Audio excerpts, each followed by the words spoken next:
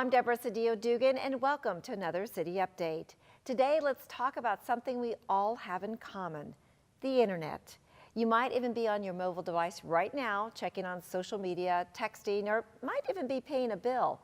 But did you know that cyber criminals are watching your every move? Take the right steps to protect yourself.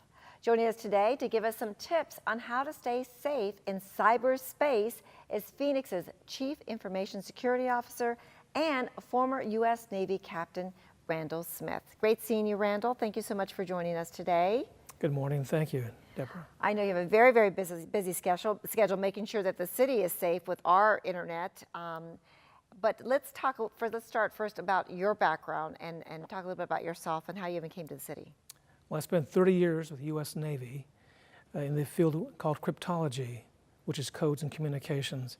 In that area, I specialized actually in computer security. So I've been doing this for many years. I'm passionate about what I do. It's a challenging time we have right now with all the hacks and all the breaches you're seeing almost daily through the internet. So it's an interesting world we live in, but it's something that you don't need to be afraid of. Well, it's interesting. So you were with the Navy for many, many years, retired, of course, captain, and that cryptology was way back when that you were already, because the computer was just, and the internet was still kind of coming around, during that time. But from the very beginning, you guys were already on top of that. We've been doing it for a long, long time with codes and communication. Actually, computers go back to the end of World War II. We've been doing this so quite some time. So let's talk about the conversion of where we are today. We're year 2014. How sophisticated are these cyber criminals? They are very sophisticated. And the concern we have today is not just the hacker you see on the movies, basically. It's the true cyber criminals. These criminals have equivalents to PhDs in mathematics and computer science we're talking about, not just some kid, basically, in his basement. It's a huge, huge, multi-billion-dollar concern for the United States. And when you add to the fact that there are nation states that are funding many of these cyber criminals, it's a great challenge that we have for this country. How much money would you think that we're losing, from these criminals? Well, according to certain statistics, every year we are losing over $100 billion from just credit card fraud itself. So what's happening? Okay, let's talk about credit card fraud. There's, the receipts that you're getting, the emails. I mean, there's just so much. The social media, the hacking, your Facebook, the Twitter. Just before this interview, I had this bogus text that came across, and I showed Randall. I'm like, what is this? He's like, don't even answer it. It was spam in a text. So, I mean, where do you want to start? Do you want to start with social media first? I know that's a big issue in itself. Well, right now, just some statistics, basically. Every minute, over 232 computers are being affected by a virus. The Federal Trade Commission recently stated that for the average consumer, it would take them 6 months, and they would spend 200 hours to recover from identity theft. More and more consumers are being faced with challenges with the internet through email, getting both spam messages like you did right here, or they're being attacked through social media. So let's say if I answer this text message as spam, what would happen? Well, a couple of things may happen. One, you may be directed to another site that looks like something that you've done before and looks fairly normal, and you won't think nothing about it. Another possibility is it will simply time out or air out, and like many times we have a problem with the internet and nothing really happens. But often if this is a spam-laden text message, you won't see anything behind you. If it's the malware will be invisible to you, be downloaded to your phone. They're trying to compromise your phone and steal your information. And that's the bottom line. They want your information. They want credit card information. They want to know where you live, your address. So they, can be you. Still your identity for the most part, which has happened to us. And you're about right for so many hours and the inconvenience and all of that. And that was just through the basic old mail. That wasn't even in the cyber. It was just stealing the mail out of our mailbox. Well, just in identity thefts alone, over 12 million Americans were compromised last year. And the biggest concern about identity theft is really with child identity theft. Mm-hmm. The rate for children identity theft is 35 times that of adults. And the reason is that most adults don't think to check their children's social security numbers when they're young. But there's actually statistics where there was some young child, a 14-year-old, actually here in Arizona, who racked up $700,000 worth of debt by some cyber criminal who got their Social Security number when they were just a child. This individual criminal basically for 10 years created a good profile, so they're actually able to buy and purchase a $600,000 house in California. Oh my goodness. That's unbelievable. And they are very sophisticated, as you said. They're not just... and most parents are shocked when they see that, and it takes an extremely long time to actually rectify that and prove that you are who you are. How about phishing? Tell me, let's talk about phishing, because I know we've chatted about this before, and you get an email and there's all the spam, but you get something legit from like a, Discover credit card or Federal Express or something comes across saying, we have a package for you, please send us, whatever. I mean, sometimes they may not be who they say they are. Exactly. Well, phishing is simply an attack from someone who appears to be a partner or a trusted friend of an email that looks legitimate, asking you to do something. In fact, it's all part of what we call social engineering. And the whole point here is they're trying to manipulate you to perform some action. And usually it's a matter of urgency. You need to do it now. In fact, many of your current phishing attacks, you'll see in the subject lines, is something will say urgent or important. And many also say financial information. There's actually one scenario I was reading just last week where you may be home on a Saturday or Sunday afternoon, and you'll get a call from someone who says he's with MasterCard or Visa. And it sounds very official. And the first thing they'll ask you is, did you make a charge of X number of dollars? Let's say $4,203. And most people will be taken back immediately, say, no. Right. Then he'll say, well, do you have your card on you? That's going to start scaring people. And they say, yes.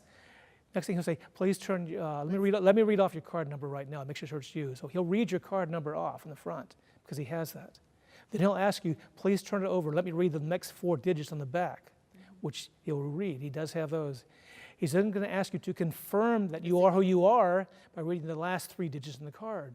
Now, most people don't know the last 3 digits are your CVV number. That's your security code. Correct. And if you give him that number, he's going to thank you and say all your charges will be refunded to you within 5 days. You have nothing to worry about. Then he'll hang up. And you'll feel very comfortable. And you won't realize that once you've given him that number, that he's going to use your card and buy whatever he wants now. Over the phone. Over the phone.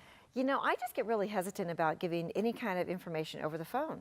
Just even when I'm going to purchase something, here's my debit card, here's my credit card. It's like, and then they're asking for your security card when you are purchasing it. So how does it, you just have to be trusting that this person, this legit company that I'm making a purchase to, is in fact a legit, and it's not going to take that information and go do something else with it? Well, if you're on the internet doing online purchases, make sure that you're only purchasing through what's called HTTPS. That's secure. So look in the browser bar at the very top where you're purchasing it. It should have a little lock also with an Internet Explorer, but it has to have the S at the end. Okay. So that's going to encrypt your transmission so you are secure. Like I purchased a airline ticket last night to go see my daughter in Los Angeles. So, and of course I went through my airlines, and I do often think that, and I'm putting in all my information, whatever, boom, purchase, here's your confirmation number. Do I need to worry about that? It's a legit airlines, it's, Yes and no. For most reputable businesses, the answer is probably not. Okay. The challenge going forward, though, is that, as you see, we are having major breaches almost every day. In fact, this past week, every day in the past week, there was a major breach. We had Dairy Queen, we had Kmart, we had Dropbox, Snapchat. You've probably heard of the Home Depot breach. Yes. And I can go on, and these are millions of accounts that were stolen. The concern we have right now in my community, in my profession, is that you can have the best security you think you have. You can legitimately buy something, but the accounts are stolen from some third party, not from you. And that's what I do worry about, because it's not me. I'm very protective of my personal belongings and this and that.